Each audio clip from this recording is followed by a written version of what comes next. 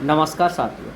आज के हम इस वीडियो में देखेंगे कि रीट लेवल 1 और लेवल 2 के लिए स्क्रूटनी फॉर्म किस प्रकार से आपको भरना है।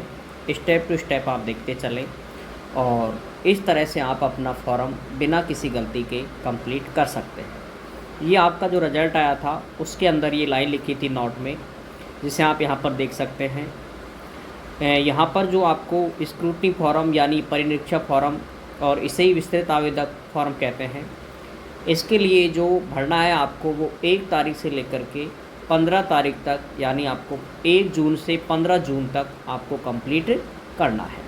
1 जून से ये शुरू हो रहे हैं और 15 जून तक आपको ये कंप्लीट भरना है। सभी साथी अविलंब यानी समय रहते हुए आप इसे कंप्लीट कर दें। इसमें किसी भी प्रकार की कोई गलती नहीं होनी चाहिए। अगर आप कोई गलती करते हो तो उसके लिए आपको शपथ पत्र देना होगा। उसके लिए आपको शपथ पत्र देना होगा और एक शपथ पत्र के लिए कम से कम आपको 170 रुपये से भी ज़्यादा रुपये का चार्ज होता है। इसलिए केयरफुली आप देखें वीडियो को, कंप्लीट देखने के बाद ही आप इसे भरें। तो सबसे पहले आपको अपनी एसओसो आईडी लॉगिन करनी है। जो भी आपकी एसओसो आईडी है जिससे भी आपने फॉर्म भरा था, उस एसओसो आईडी को आपको लॉगिन करना है। लॉगिन करने के बाद आपको यहाँ पर जो पहला ही ऑप्शन आता है रिक्रूटमेंट पोर्टल, इसको आपको ढूंढना है। जहाँ भी हो रिक्रूटमेंट पोर्टल इस तरह का, इसमें आपको ओके करना है। इसको आप जैसे ओके करोगे, इस वाले को ओके करने के बाद आगे इस तरह का इंटरफेस आपके सामने आता है। ठीक है, इस तरह का इंटरफेस आपके सामने आएगा और इसमें आपको सब जो यहाँ पर जाना है वो यहाँ पर है, जो ये एप्लीकेशन यहाँ पर लिखे हुए हैं उसमें आपको व्यू मोर पे जाना है।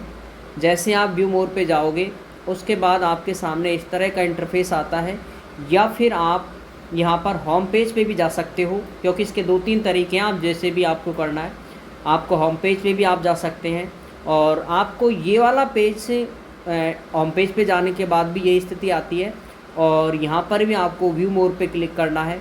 जैसे आप इस पर क्लिक करोगे उसके बाद इस तरह का इंटरफेस आप देखना, ये वाला आएगा आपके में, जहाँ पर होम भी लिखा आएगा, माय रिक्रूटमेंट भी आएगा, get admit card, back to एसओसो, ये सारी चीज़ें वहाँ पर लिखी आती हैं जो आपको देखना है। अब यहाँ पर जिनके लिए स्क्रूटनी फॉर्म भरने का ऑप्शन आएगा वो आपको यहाँ पर लास्ट में आप देखना, यहाँ पर एक अलग से ऑप्शन दे रखा होगा detailed from by come scrutiny, यानी जो आपका विस्तृत आवेदक फॉर्म है उसको भरने के लिए यहाँ पर ऑप्शन ओपन होगा। तो ये यहाँ पर 2 गुणे हैं, 3 गुणे हैं, किनको भरना है किनको नहीं भरना है।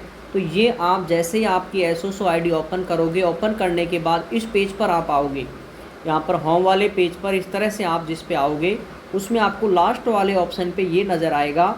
जो अगर ये नज़र आता है तो उसका मतलब आपका ये भरा जाएगा। ठीक है, तो जैसे आप इस पर क्लिक करोगे, जैसे ही आप इस पर ओके करोगे उसके बाद में अगला जो इंटरफेस आता है वो आपका इस तरह का आता है। जैसे आप वहाँ पर ओके किया तो आपके सामने जो भी आपकी वैकेंसी है वो उसका ओपन हो जाएगा और यहाँ पर एक्शन में आएगा अप्लाई नाउ। यहाँ पर एक्शन में अप्लाई नाउ का जो चिन्ह यहाँ पर आएगा, आपसे मांगेगा अप्लाई नाउ करो। जैसे आप इस अप्लाई नाउ पे क्लिक करोगे उसके बाद फिर ये ओपन होगा और फिर आपको वापस इसी पे ओपन करना है। ठीक है, वापस अप्लाई नाउ पर आप ओके करेंगे। इसको करने के बाद वापस वही होम पेज ओपन हो जाता है और फिर आपको इसी पर ओपन करना है वापस, इस डिटेल्स फॉर्म इस वाले पर ही आपको ओके करना होगा। ठीक है, और इसके ओपन करने के बाद फिर आपके सामने इस तरह का इंटरफेस आता है। ठीक है, इसमें आपको यहाँ पर टिक करना है। टिक करने के बाद यहाँ से आप ओके करोगे। ओके करने के बाद फिर आपके सामने आगे का ऑप्शन इस तरह से आएगा, ये वाला आएगा। ठीक है, इसमें जो एक पीडीएफ भी आएगी और इसमें आपको जो स्क्रूटनी फॉर्म भी आता है इसमें खाली वाला। ठीक है, इसके अंदर खाली वाला भी आ सकता है, तो इसको भी आप डाउनलोड कर ले। एक बार इसको आप डाउनलोड करेंगे तो ही आगे बढ़ेगा, अन्यथा ये नहीं बढ़ता है। इसलिए आप इसे एक बार डाउनलोड करें और फिर इसको ओके करना है। इसको ओके करने के बाद यदि आप ओके इसको डाउनलोड नहीं करते हो तो फिर आपको ये कहेगा कि प्लीज़ फर्स्ट रीड जो detailed by scrutiny from interaction by giving link, यानी जो वो लिंक दे रखा था अभी ऊपर ये वाला, इसमें आपको डाउनलोड करना है इसको और उसमें कुछ निर्देश दे रखे होते हैं उनको आपको पढ़ना है। ठीक है, उसके बाद ये ओके हो जाएगा और फिर वही ऑप्शन वह सेम आएगा। जैसे आप इसे ओके करेंगे, ओके करने के बाद फिर आपके सामने यहाँ पर ये मैंने बीच में एक विज्ञापन का वो दे दिया, फिर आपके सामने ये ओपन होगा। ठीक है, जब उस लिंक को ओपन देखने के बाद फिर आपको वापस ओके करोगे तो ये वाला आपके सामने ओपन हो जाएगा। यहाँ से आपका स्क्रूटनी फॉर्म शुरू होता है भरना। ठीक है, यहाँ से आपका स्क्रूटनी फॉर्म शुरू हो जाएगा।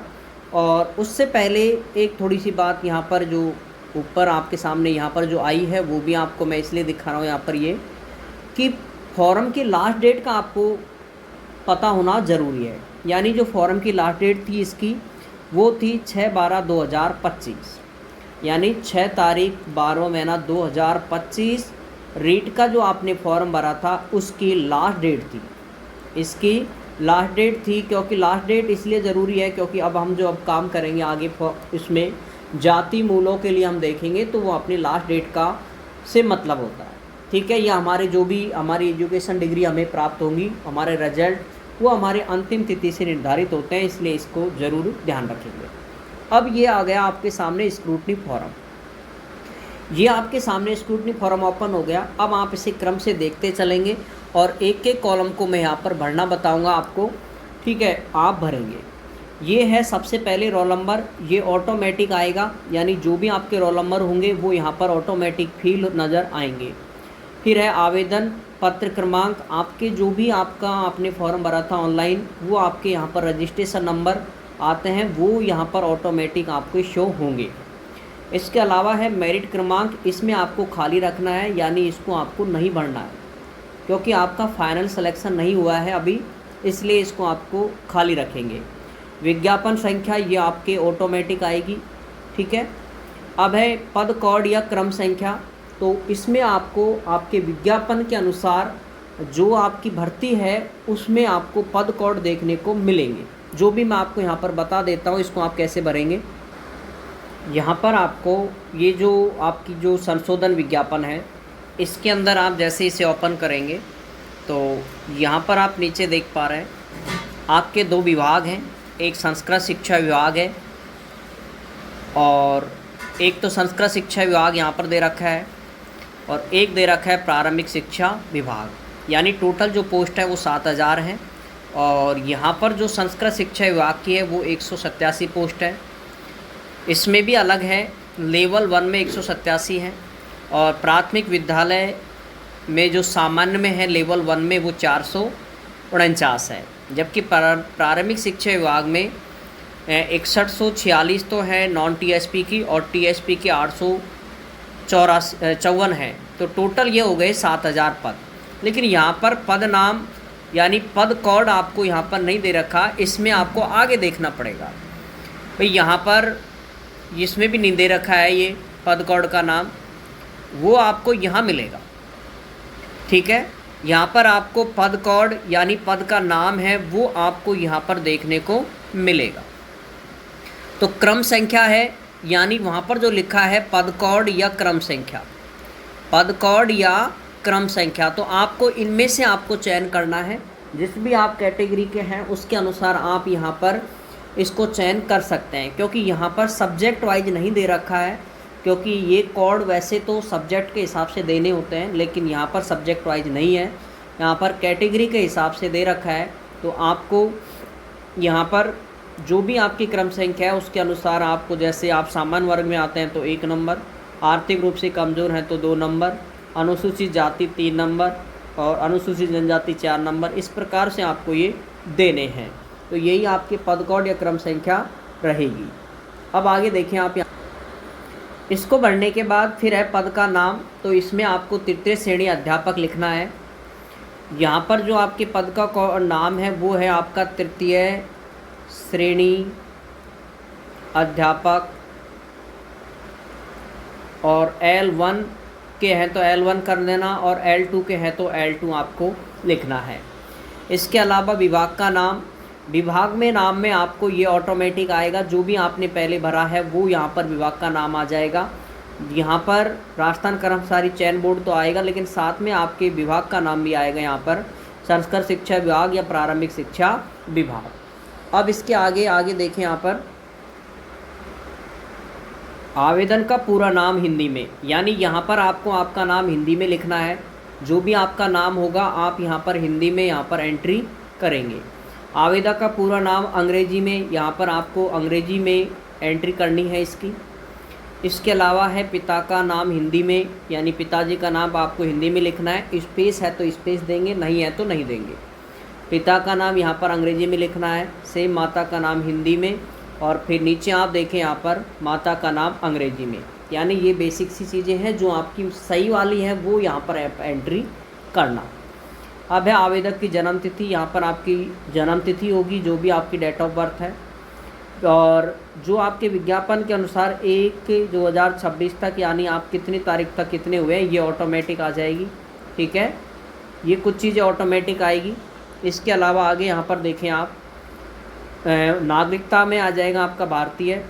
आरक्षण उपवर्ग, यानी आप SC ST OBC के हों तो वो यहाँ पर आपका आ जाएगा। EWS के हैं तो यहाँ पर आ जाएगा। अगर नहीं तो, अगर आप नहीं हैं जैसे SC ST के हैं तो यहाँ पर लागू नहीं आएगा। अगर EWS में है तो यहाँ पर लिखेंगे लागू है, ऑटोमेटिक ये आ जाएगा। नहीं आता है तो आपको भरना है। निःशक्त श्रेणी में अगर हो तो आप यहाँ पर करेंगे, अन्यथा ये ऑटोमेटिक, ये क्या हमने जो फॉर्म भरा था ना वो वहाँ से डाटा फैच करता है ये, इसलिए ज़्यादातर कॉलम आपके भरे हुए आएंगे। अब जो आपको खाली कॉलम दे रखे हैं, जैसे वैवाहिक स्थिति है, इसमें विवाहित अविवाहित का इसमें ऑप्शन आएगा। तो अगर अविवाहित हैं तो ये देखो पत्नी या पति का नाम, विवाह की तिथि, विवाह पंजीयन, ये ऑटोमेटिक ही क्या हो जाएंगे, खाली हो जाएंगे। लेकिन जैसे आप इसे विवाहित करेंगे, जैसे आप इसे विवाहित करेंगे तो ये एंट्री आपको करनी है, यानी पति या पत्नी का नाम यहाँ पर लिखोगे, विवाह की तिथि आप यहाँ पर लिखोगे। इसके अलावा है विवाह स्थान, यानी जहाँ पर विवाह हुआ है संपन्न उस जगह का नाम लिखना है। पंजीयन संख्या ये आपको विवाह प्रमाण पत्र में मिलेगी, उसको लिखनी है। पंजीयन स्थान ये भी आपको विवाह पंजीयन प्रमाण पत्र में लिखा मिलेगा। इसके अलावा है पंजीयन अधिकारी, तो ये आपको जो सर्टिफिकेट आएगा आपका मैरिज सर्टिफिकेट, उसी के अंदर ये लिखा आता है। जो राइट का चिन्ह होता है उसी के नीचे अंग्रेजी में लिखे होते हैं, उसी को आपको यहाँ पर नाम लिखना है। इसके अलावा है मोबाइल नंबर। मोबाइल नंबर अगर आपका बंद हो गया है तो आप यहाँ पर न्यू मोबाइल नंबर दे सकते हैं अगर एडिट हो रहा है तो, अन्यथा ये भी ऑटोमेटिक आएगा।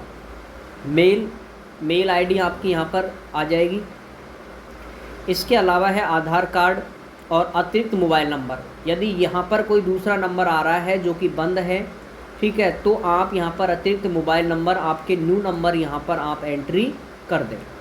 ठीक है, इस चीज़ का ज़रूर ध्यान रखें। इसके अलावा आगे देखें, आगे है अनुसूचित क्षेत्र का विवरण। क्या आप अनुसूचित क्षेत्र के निवासी हैं?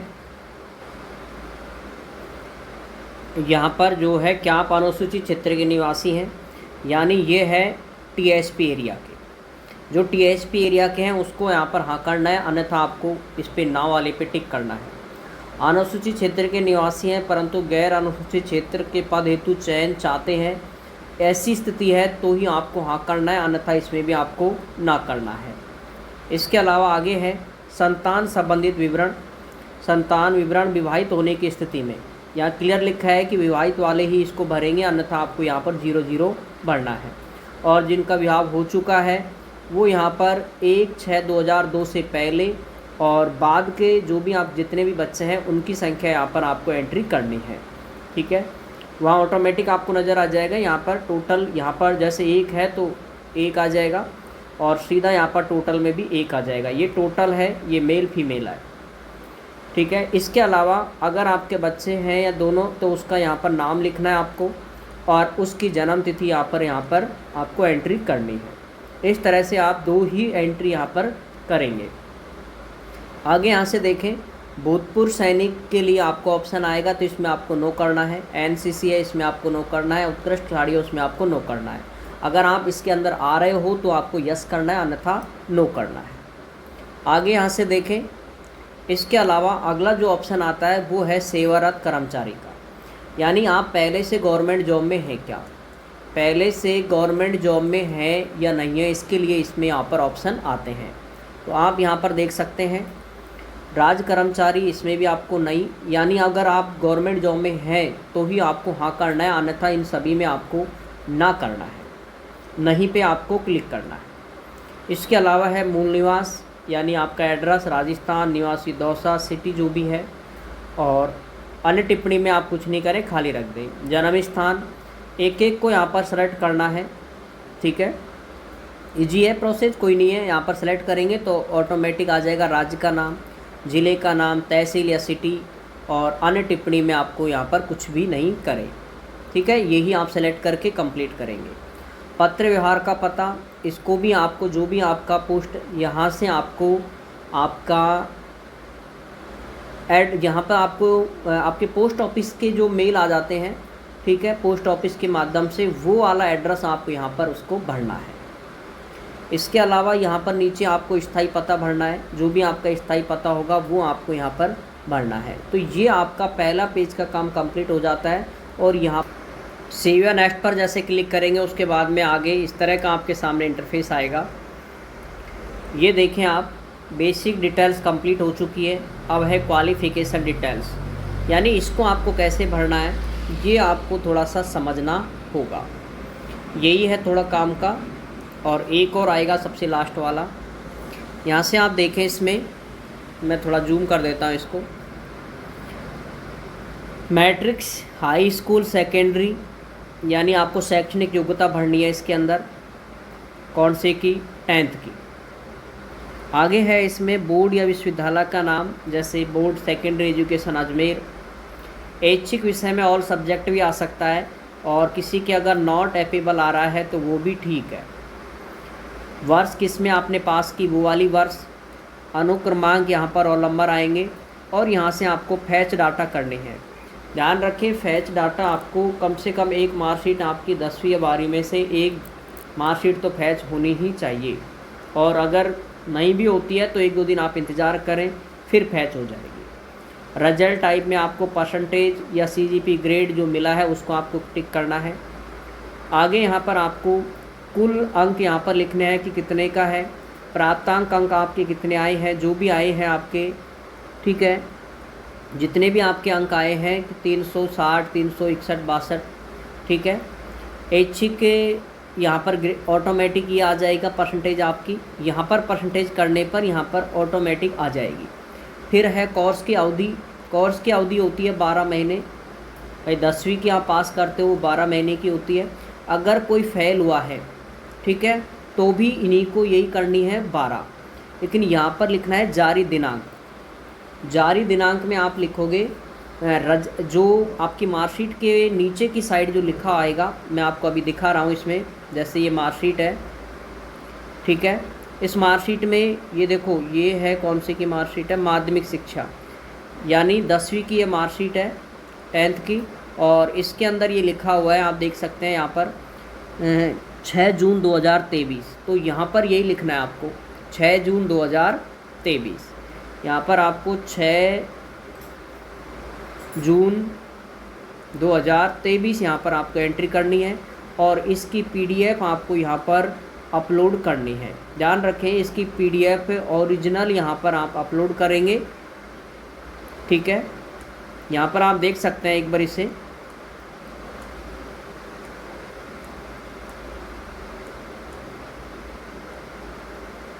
ठीक है, अपलोड डॉक्यूमेंट ही कह रखा है। तो सीधा आपको यहाँ पर इसकी ओरिजिनल जो आपका ये है उसको आपको यहाँ पर अपलोड करनी है, ठीक है। यहाँ पर आप ओरिजिनल को ही अपलोड करें, ध्यान रखना, ओरिजिनल अपलोड आपको करनी है।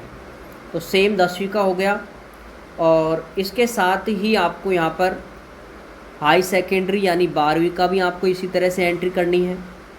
फिर है आप यहाँ पर स्नातक यानी BA, BSc, BCom, ये वाले कैसे करेंगे। यहाँ पर आपको जो डाटा देनी होती है वो देनी होती है फाइनल ईयर की, ठीक है। ये जो डाटा देनी होती है वो आपकी फाइनल ईयर की देनी होती है।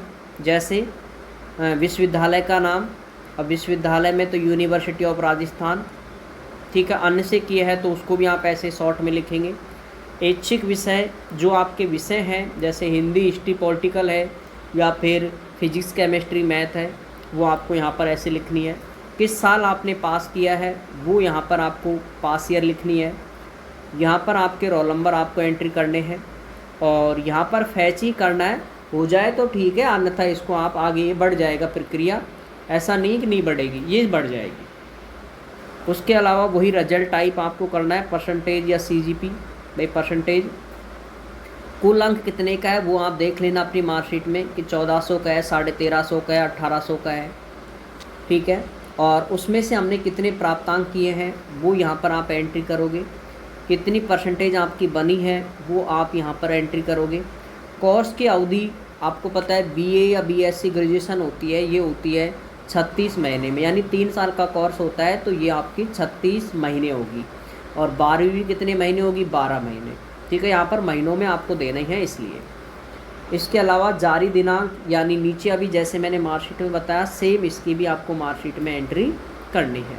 और यहाँ पर इसकी पीडीएफ अपलोड करनी है। ध्यान रखना यहाँ पर फाइनल ईयर की भी आप अपलोड कर सकते हैं, चाहे आप तीनों ईयर की मार्कशीटों की एक पीडीएफ बना करके भी अपलोड कर सकते हैं।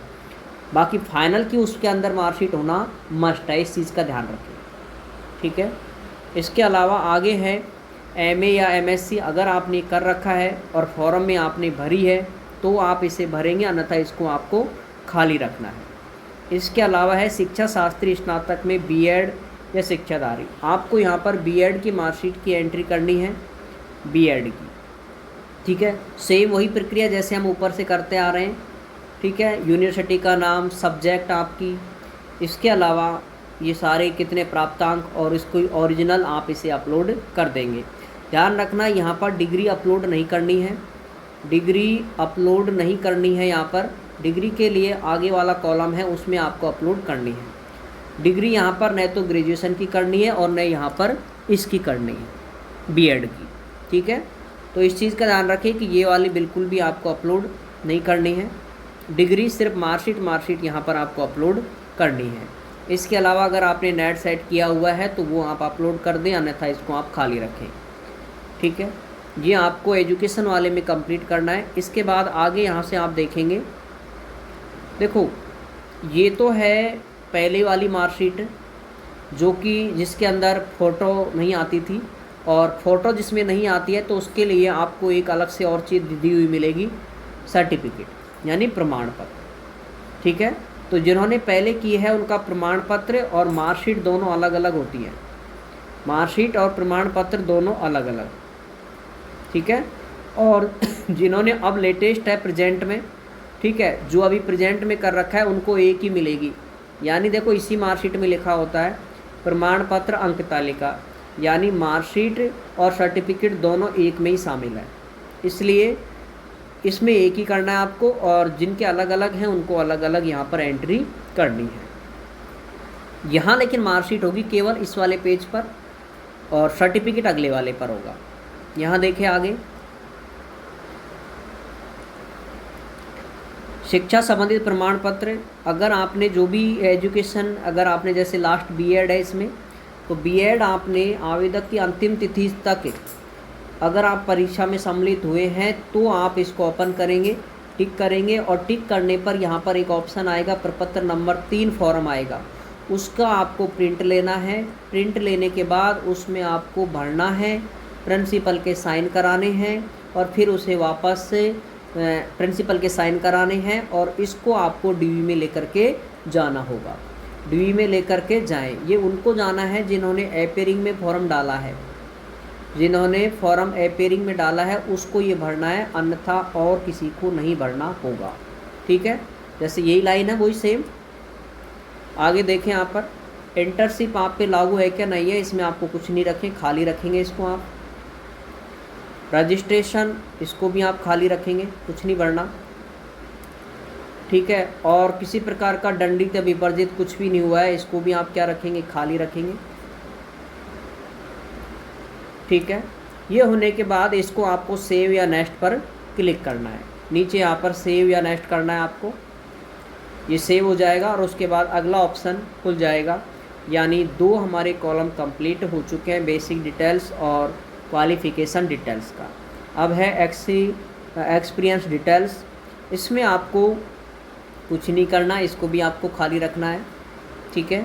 और यदि आप पहले से गवर्नमेंट जॉब में हैं, अगर आप पहले से गवर्नमेंट जॉब में हैं तो आपको ये भरना है, अन्यथा इसको भी क्या रखेंगे आप, खाली रखेंगे। इसके अलावा यदि आपने कोई आयु में छूट ली है, अगर आपने आयु में छूट ली है तो आप इसे टिक करेंगे और यहाँ पर एंट्री करेंगे, हाँ मैंने छूट ली है, इस तरह से। ठीक है, तो इस प्रकार से आपको ये भरना है, अन्यथा इसको आप क्या रखेंगे, खाली रखेंगे। इसमें भी कोई विशेष योग्यता अनुसार अगर आपको कोई अनुभव या पुरस्कार पदक मिला है तो इसमें भी आपको नहीं करना है। और इसमें है कि कोई शोध यानी आप कोई पीएचडी कर रहे हैं तो ऐसा भी नहीं है तो हाँ करेंगे, अन्यथा ना करेंगे। और इसके अलावा फिर वही सेव या नेक्स्ट पर आपको क्लिक करना होगा। तो ये हमारे ऑप्शन आ गए। अब आप यहाँ पर देख पा रहे हैं, बेसिक हो गया, क्वालिफ़िकेशन हो गया, एक्सपीरियंस हो गया, अब है आइडेंटिफिकेशन। इसमें आपके फ़ोटो और सिग्नेचर, यहाँ पर लाइव फ़ोटो हो सकती है, ठीक है, लाइव फ़ोटो आपको करनी है और सिग्नेचर यहाँ पर आपको अपलोड करने हैं। ध्यान रखना इनकी साइज़ मिनिमम साइज़ 50 KB से 100 KB है और ये 20 से 50 KB के आपके साइन होंगे। फ़ोटो 100 KB तक अपलोड करनी है। ठीक है, इसके अलावा अब यहाँ से आप देखें, ये कंप्लीट, ये सारे कंप्लीट हो चुके हैं। और अब है एप्लीकेंट चेकलिस्ट, ये महत्वपूर्ण है, इसको आप ध्यान से देखेंगे। ठीक है, अभ्यर्थी की अनिवार्य शैक्षणिक योग्यता जो आपके विज्ञापन आया था विज्ञप्ति के निर्धारित योग्यता के सर्वदा अनुरूप है या उससे भिन्न है, तो इस पर आपको इस वाले पर टिक करना है। तो ऑनलाइन में कैसे भरेंगे, ये इस तरह से आपको भरना है। वहाँ पर जो गोला आएगा उस पर आपको टिक करना है, यानी सर्वदा अनुरूप। अभ्यर्थी ने आवेदक की अंतिम तिथि तक अनिवार्य शैक्षणिक योग्यता प्राप्त कर ली है, बिल्कुल हाँ कर ली है, इसमें आपको टिक करना है, यानी इस तरह से। यदि अभ्यर्थी आवेदन के समय अनिवार्य शैक्षणिक योग्यता में उत्तीर्णता प्राप्त नहीं की गई तो क्या अभ्यर्थी आवेदन की तिथि तक उस परीक्षा में अंतिम वर्ष में सम्मिलित पाठ्यक्रम की परीक्षा में सम्मिलित हो चुका था। यदि देखो जिसका अपेयरिंग वाले हैं ना, उसको भी यही करना है। तो इसमें तो आपको मैं सीधा बता देता हूँ, सभी साथियों को, जितने भी कैंडिडेट हैं सभी को इसी पर टिक करना है। और चौथा वाला आपको खाली रखना है, इसको आपको नहीं भरना है, क्योंकि ये इंटरव्यू के लिए है, साक्षात्कार के लिए। तो रीट में साक्षात्कार होता नहीं है, इसलिए इसे आप खाली रखेंगे। इसमें आपको अभ्यर्थी आवेदन के प्रवेश पत्र पर अंकित श्रेणी में है वही है, बिल्कुल यस, इस पर टिक करना है। आरक्षित श्रेणी का है तो क्या आवेदन की तिथि से पूर्व उन्हें आरक्षित होने की श्रेणी में, अगर आरक्षित श्रेणी का है तो आपको इस पर भी क्या करना है, इस वाले पर टिक करना होगा। अभ्यर्थी आरक्षित श्रेणी का है, राजस्थान का मूल निवासी है तो राजस्थान का मूल निवासी आपको टिक करेंगे। और नहीं है तो आपको इसको, अगर आप इसको बिलोंग नहीं करते इस लाइन्स को, तो उसको आप खाली रखेंगे। ठीक है, टीएसपी एरिया के संबंधित है तो आप हाँ करें, अन्यथा इससे ना वाले पर आपको टिक करना है।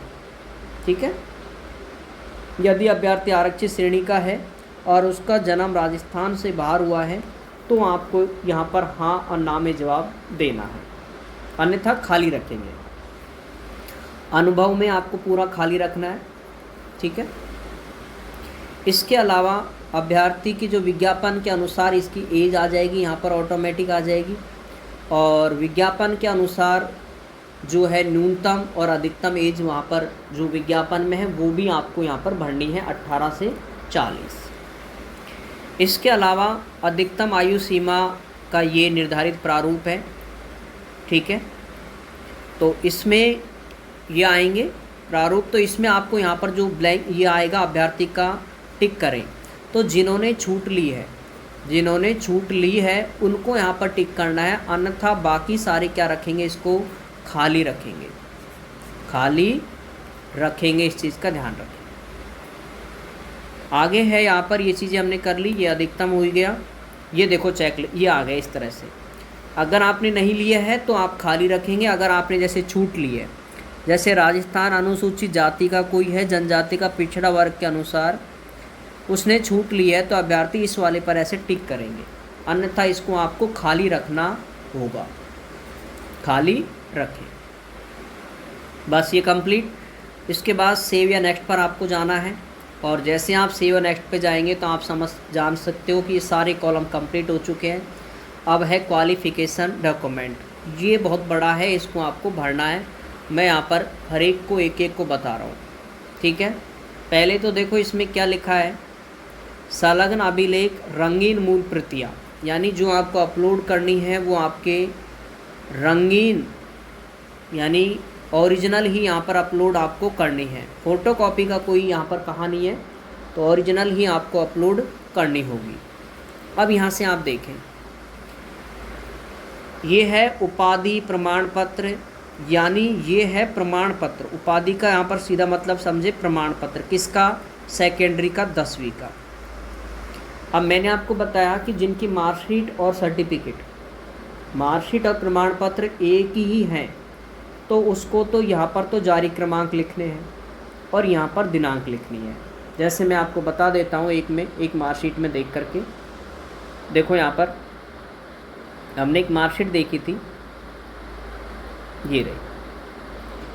ये मार्कशीट और डिग्री एक ही थी, मार्कशीट और सर्टिफिकेट एक ही था। आप यहाँ पर देख सकते हैं प्रमाण पत्र और अंक तालिका दोनों एक ही हैं, भाई एक ही हैं दोनों। तो ऐसी स्थिति में इनके देखो जारी क्रमांक कहाँ पर लिखे होते हैं, ये तो होते हैं जारी क्रमांक, ये तो होते हैं जारी क्रमांक, और दिनांक यहाँ पर होती है नीचे नीचे, ये रही इसकी दिनांक, ठीक है। ये आपको एंट्री करनी है। और जिनके अलग अलग हैं, जैसे ये तो है प्रमाण पत्र, ये तो है प्रमाण पत्र, ठीक है, तो आपको प्रमाण पत्र में भरना है, सिर्फ यही भरना है, इसी की डाटा भरनी है। और इसमें आप देख सकते हो प्रमाण पत्र में, इसमें जारी क्रमांक नंबर, ठीक है,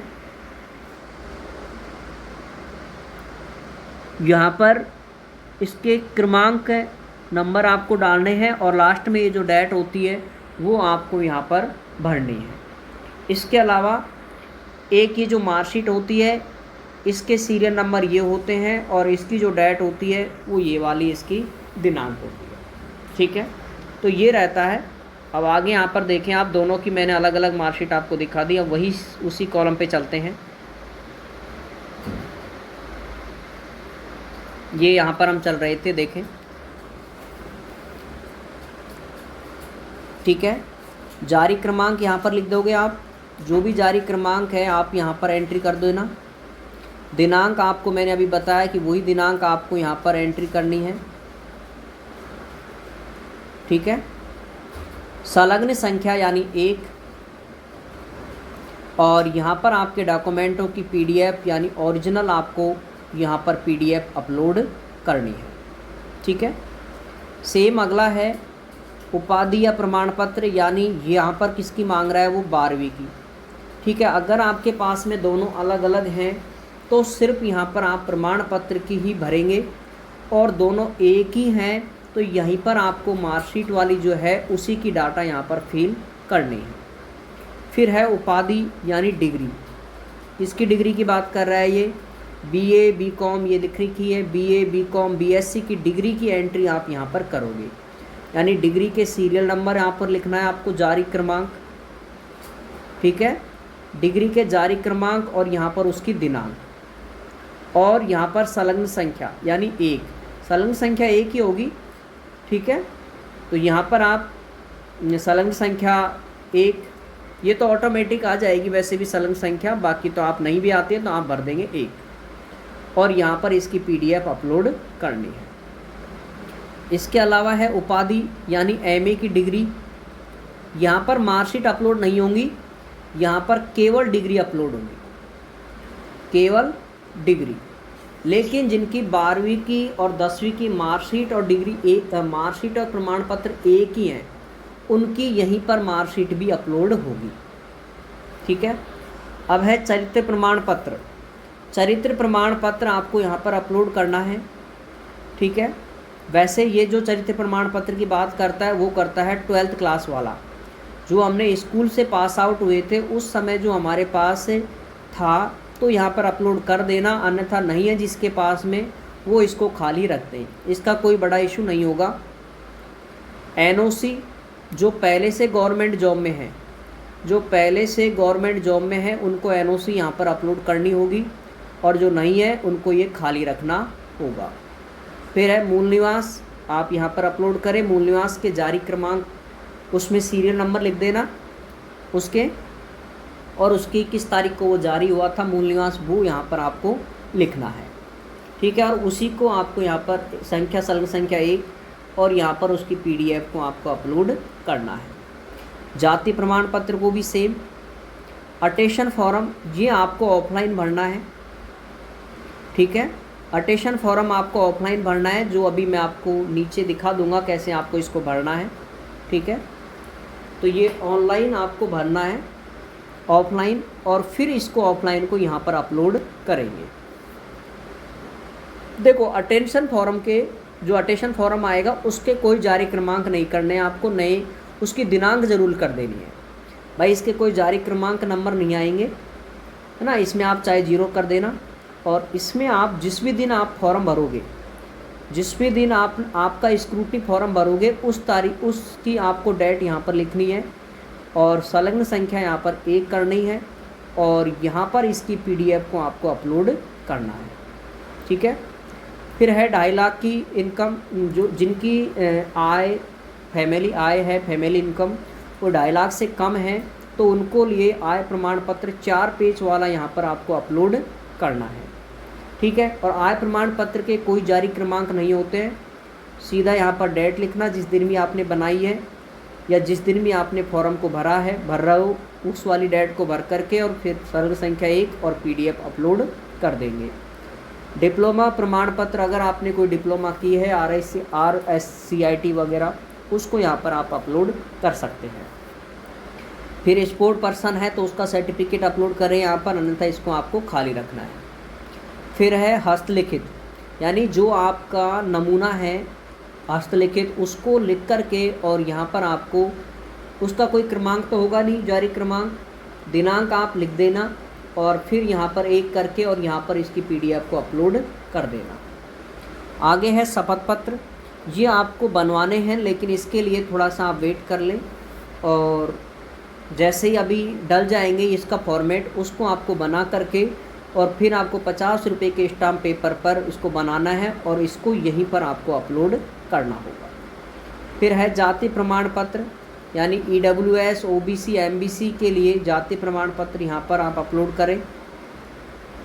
बच्चों का घोषणा पत्र, संतान संबंधित घोषणा पत्र, ये स्वयं घोषणा पत्र होते हैं जो भी आपको यहाँ पर अपलोड करने हैं, और ये सारे फॉर्मेट अभी जो डलते हैं उन्हीं को आपको भर करके बनाना है। ठीक है, दहेज या धूम्रपान का ये भी स्वयं घोषणा पत्र है, यानी सादा पेज वाले हैं, और इनको भर करके फिर इन्हें अपलोड करना है। फिर 2 चरित्र प्रमाण पत्र आपको बनवाने हैं, जो कि स्कूल से बनेंगे, आप किसी भी स्कूल में जा कर के इसको आप बनवा लेना। ठीक है, लेक्चरार के साइन करवा लेना, डॉक्टर के करवा लेना। फिर है अंतिम संस्था का चरित्र प्रमाण पत्र, ये मस्ट है, यानी जहाँ से आपने बीएड की है उस बीएड से आप चरित्र प्रमाण पत्र बनवा करके लेके आ जाएं, वो यहाँ पर आपको अपलोड कर देना। धोखाधड़ी के घोषणा पत्र आपको अपलोड करना है सादा पेज पर। भर्ती के लिए विशेष प्रमाण पत्र, जो इस कैटेगरी को बिलोंग कर रहे हैं विशेष वाली को, वो यहाँ पर भरेंगे, अन्यथा इसको आप खाली रखेंगे। आय प्रमाण पत्र वहाँ कर दिया, यहाँ खाली रखेंगे। स्वास्थ्य प्रमाण पत्र ये आपको नहीं चाहिए अभी। आयु में छूट प्रमाण पत्र, ये जो आपको आयु में छूट लेना चाहते हैं वो आप यहाँ पर इसको प्रमाण पत्र को अपलोड कर देंगे। अन्य प्रमाण पत्र में अगर कोई है आपके पास में बच रहा है कोई एफिडेविट वगैरह, उसको यहाँ पर आप अपलोड कर सकते हैं, और फिर सेव या नेक्स्ट पर आपको जाना है। जैसे आप इस पर जाओगे तो आप यहाँ पर देख सकते हो सारे कॉलम क्लिक हो चुके हैं, फिलअप। अब है लास्ट में जो आपका अटेशन फॉर्म है वो यहाँ पर आपको है। तो ये तो है ऑनलाइन अटेशन फॉर्म, और एक हमने जो ऊपर अपलोड करना था वो था ऑफलाइन भर करके अपलोड करना है। ठीक है, तो अब इसको ऑनलाइन भरना है। देखें आप, एड्रेस आपका भरेंगे, आप नॉर्मल सा एड्रेस इजीली सभी भर देंगे। इसके अलावा जो ये कॉलम है इसमें पाकिस्तान, तो इसमें आपको खाली रखना है। ठीक है, ये रेजिडेंशियल, इसमें भी आपको खाली रखना है, ज़्यादातर खाली ही रखे जाते हैं इसके अंदर कॉलम। फैमिली डिटेल्स, ठीक है। फैमिली डिटेल्स में आप आपके पापा की, माता की और हस्बैंड वाइफ की ये 3 डाटा ही भरेंगे, ठीक है। इन 3 डाटा को ही फिल करना है। ब्रदर और सिस्टर की एंट्री यहाँ पर आपको नहीं करनी है। सीधा पूछता है कि उनका नाम, इंडियन, प्लेस ऑफ बर्थ कहाँ पर हुआ है जन्म, क्या वो करते हैं, और एड्रेस उनका, परमानेंट एड्रेस, बस इतनी डाटा आपको फिल करनी है। इसके अलावा यहाँ पर है कि आपका कोई बच्चा विदेश पढ़ता है, ठीक है। अगर आपका कोई बच्चा विदेश पढ़ता है तो उसकी डाटा यहाँ पर भरनी है, तो इसको भी आप क्या रखेंगे, ज़्यादातर खाली रखेंगे। आगे है ये, इसमें आधार कार्ड आ जाएगा, Indian nationality, date of birth आ जाएगी आपकी, प्रेजेंट एज ऑफ एडवर्टाइजमेंट सूट उसके अनुसार ऑटोमेटिक आ जाएगी, और मैट्रिक कैलकुलेशन यानी आप 10th क्लास में जब थे उस समय आपकी एज कितनी थी वो यहाँ पर ऑटोमेटिक आ जाएगी। इसके बाद आगे यहाँ पर देखें, ये पूरी डाटा सेम ऐसे कैसे, डिस्ट्रिक्ट, स्टेट, ये नॉर्मल इन्फॉर्मेशन है। आपका धर्म, are you member SC ST के हैं तो यहाँ पर आपको यस करना है, अगर नहीं है तो आपको नो करना है। इसके अलावा यहाँ पर जो आपकी एजुकेशन क्वालिफ़िकेशन है, इसमें आपको आपकी 10वीं की भी भरनी है, 12वीं की भी भरनी है, BA BSc की भी भरनी है, और B.Ed की भी आपको भरनी है, ठीक है। यानी नेम ऑफ स्कूल या कॉलेज का, नेम ऑफ स्कूल जैसे जगह यहाँ पर आ गया, एड्रेस, डिस्ट्रिक्ट कहाँ से आपने की वो pin code number, date of entry, कब आपने प्रवेश लिया और कब आप वहाँ से बाहर निकले, ठीक है। यानी आपने TC कब कटाई, और यहाँ पर एग्जामिनेशन में यहाँ पर आपको लिखना है 10th 12th BA BSc, इस प्रकार से इनकी सभी की प्रवेश दिनांक और एग्जिट TC कटने की दिनांक भी आप यहाँ पर भर कर के इसको कम्प्लीटली चारों कॉलम भरेंगे। इसके बाद आगे है ये वाला है, इसको आपको सेंट्रल गवर्नमेंट, स्टेट गवर्नमेंट के लिए भी है, लेकिन इसको आपको खाली रखना है। और इसमें है कि किसी के कोई केस चल रहा है, ठीक है, किसी की कोई केस चल रहा है तो आपको इसमें आपको यस करना होता है, अन्यथा सभी को यहाँ पर क्या करना होता है, नो, ठीक है। सभी में आपको नो ही करना है कि आपके कोई भी केस दर्ज नहीं है, इसको आपको नो करना है। इसके अलावा ये वाला जो कॉलम दे रखा है, मैंने सारे आपको इजीली पहले पढ़ रखे हैं तो आपको ज़्यादा यहाँ समझाना कुछ नहीं है, ठीक है। इसको भी आप क्या रखेंगे, खाली रखेंगे। और यहाँ पर 2 व्यक्तियों के आपको नाम देने हैं, यहाँ पर 2 रेस्पॉन्सिबल व्यक्ति, यानी आपके गांव के कोई भी 2 व्यक्ति, खुद का भाई नहीं होना चाहिए, माता नहीं होनी चाहिए, पिता नहीं होना चाहिए, बहन नहीं होनी चाहिए, यानी खुद के रिलेटिव नहीं होने चाहिए। बाकी आप अपने आस पड़ोस के किसी के भी नाम दे सकते हैं, चाचा ताऊ, इनके भी आप नाम यहाँ पर 2 नाम दे सकते हैं, ठीक है। इसके अलावा यदि आपसे कोई गलती हो जाती है तो इस तरह के एफिडेविट बनता है 50 रुपये के स्टाम्प पेपर वाला, इस तरह का ही आप बना करके ले जाएं। ये है आपका अटेशन फॉर्म जो आपको ऑफलाइन भरना है, इस तरह से आपको इसको भर कर कंप्लीट कर सकते हैं। देखें यहाँ पर लिखा होता है please write to block capital, आपको बड़े अक्षरों में, बड़ी ABCD के अक्षरों में इसको लिखना है। आपका नाम, सरनेम यानी आप लास्ट में क्या लगाते हो वो, आपके रोल नंबर और मेरिट नंबर आपको नहीं लिखने हैं, यानी खाली, क्योंकि आपका मेरिट नंबर अभी आया नहीं है। प्रेजेंट एड्रेस में आपको विलेज का नाम, डिस्ट्रिक्ट का नाम, पिन कोड नंबर भर दें। होम एड्रेस भी आपको भरना है। इसके अलावा ये जो वही जो ऊपर के जो कॉलम है वही है, इसको आपको क्या रखेंगे, खाली रखना है। फादर डिटेल्स में आपको अपने पापा का नाम, उनका गांव, उनकी तहसील, उनके परमानेंट एड्रेस, उनका कार्य क्या है वो आप यहाँ पर भरेंगे। इसके अलावा उनकी क्या पोस्ट है वो अगर है तो आप यहाँ पर भर सकते हैं, अन्यथा इसको आप खाली रखेंगे। फादर इंडियन, माता इंडियन, हस्बैंड वाइफ अगर है तो करेंगे, अन्यथा इसको भी आपको क्रॉस करना है, ठीक है। Place of birth, husband wife जो विवाहित हैं उनको आपको यहाँ पर एंट्री करनी है, अविवाहित को खाली रखना है, ठीक है। और डेट ऑफ बर्थ आ गई है, प्रेजेंट एज आ जाएगी एडवर्टाइजमेंट के अनुसार, आप देख लेना 1/1/2026 है शायद, तो आप उसको आप एक बार कैलकुलेट करके यहाँ से देख लेना, या फिर आपके ऑनलाइन फॉर्म में जो आपने ऑनलाइन भरा था उस फॉर्म में आती है ये डेट, ठीक है। तो उसको देख करके भी आप यहाँ पर सीधी भर सकते हैं। एज ऑफ मेट जो आप 10th क्लास में थे उस समय आप कितने साल के थे वो आप यहाँ पर एंट्री करोगे। इसके अलावा ये आपके खुद का स्वयं का कहाँ आपका जन्म हुआ था, कौन से डिस्ट्रिक्ट में, कौन से राज्य में, वो आप भरोगे। डिस्ट्रिक्ट और राज्य यहाँ पर भरना है आपको। स्टेट योर रिलीजन, आपका धर्म का नाम यहाँ पर आपको एंट्री करनी है, ठीक है। और SC ST के हैं तो आपको यस करना है, अन्यथा आपको नो करना है। इसके अलावा ये डाटा वही जो आपने मैंने बताई ऑनलाइन में आपने भरी थी वही डाटा आप यहाँ पर भरोगे। भाई कब आपने प्रवेश लिया, कब आपने छोड़ी, और आपकी स्कूल का नाम, उनका डिस्ट्रिक्ट का नाम, पिन कोड नंबर, कब आपने प्रवेश लिया, कब आपने छोड़ी, 10th क्लास, 12वीं, BSc, और आपको B.Ed का भी भरना है, ठीक है। B.Ed तक का आपको कंप्लीट करना है, बाकी इनमें आपको खाली रखना है। और इसमें आपको वही 2 व्यक्तियों के नाम जो आपने अभी दिए थे वहाँ ऑनलाइन में, वही आपको यहाँ पर देने हैं। इसके साथ साथ में यहाँ पर अपने सिग्नेचर करने हैं। सिग्नेचर आपको प्रत्येक पेज पर करने होंगे, प्रत्येक पेज पर आपके सिग्नेचर करने हैं आपको। इसमें लास्ट में आपको ये काम कराना है, इसलिए ये इम्पोर्टेंट है थोड़ा सा, कि इसमें आपको कोई भी लेक्चरर के या प्रिंसिपल के, या सीधा ये कहूँ कि कोई भी गजेटेड ऑफिसर के, वो भी गजेटेड ऑफिसर के आपको यहाँ पर साइन करवाने हैं। और इसमें आपको यहाँ आपका नाम आ जाएगा, अंग्रेजी में आप नाम भरेंगे, ध्यान रखना। यहाँ पर आपके फादर का नेम आ जाएगा, और यहाँ पर आप कम से कम 6 महीने करेंगे। एक कम से कम आपको कितने महीने करना है कि 6 महीने से आपको जानता है, महीने वाले पर आप टिक करेंगे। प्लेस का नाम, दिनांक आप भर देंगे, जिस भी दिनांक को आप ये साइन कराएं उस दिन की, और ये साइन आपको कराने, ठीक है। ये ज़रूर ध्यान रखें कि साइन कराने होंगे। और जो ये फ़ोटो आपने लगाई है, जो आपने ये फ़ोटो लगाई है, इस फ़ोटो पर आपको क्रॉस साइन ऐसे करने हैं, ठीक है। इस फ़ोटो पर आपको क्रॉस साइन यहाँ पर करने होंगे, यानी आधे बाहर और आधे अंदर। फिर इसको अपलोड करना है जो आपके वहाँ पर रहता है।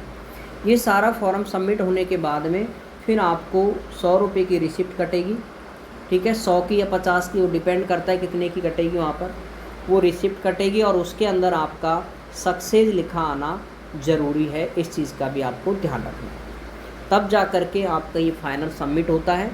और इस प्रकार से इसका जो आपने भर दिया कंप्लीटली फॉर्म, इसके आपको 2 प्रिंट लेने हैं, ठीक है। इसका जो आपने फॉर्म भर दिया है स्क्रूटनी फॉर्म के आपको 2 प्रिंट आपको निकाल करके रखने हैं। ये दोनों प्रिंट आपको DV में ज़रूरी होंगे, ठीक है। तो और बाकी जो भी अपडेट आएगी वो आपको निरंतर यहाँ पर मिलती रहेगी। खाली फॉर्मेट टेलीग्राम ग्रुप में आपको मिल जाएंगे, जिन्हें आप देख करके भर लें आप अच्छे से, और अपने स्क्रूटनी फॉर्म की प्रक्रिया को कंप्लीट करें। फिर भी यदि कोई दिक्कत आती है तो आप मुझे कमेंट्स करके पूछ सकते हैं।